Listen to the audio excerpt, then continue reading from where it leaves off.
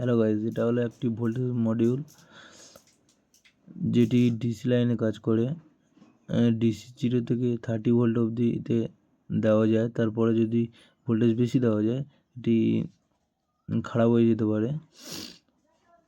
এই ভোল্টমিটারটাই কানেকশান কীভাবে করতে হয় সেটা আপনাদেরকে দেখাবো।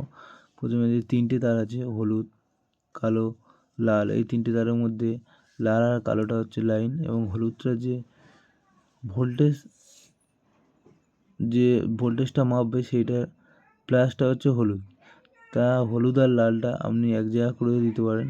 হলুদ আর লাল আমি এখানে এক জায়গা করে দিচ্ছি, জয়েন করে দিন। হলুদ আর লালটা জয়েন করার পরে কালোটা হচ্ছে নেগেটিভে হবে। এবারে আমি এখানে ভোল্টেজ মাপবো। আমি একটা লিথিয়াম ব্যাটারি নিয়েছি, 3.9 ভোল্ট বা 4 ভোল্টের ব্যাটারি নিয়ে এবার দেখুন প্লাস মাইনাসে ধরেছি। এখানে ভোল্টেজ শো করছে, দেখুন 3.8 ভোল্ট শো করছে, আর নিচেরটা হচ্ছে অ্যাম্পিয়ার।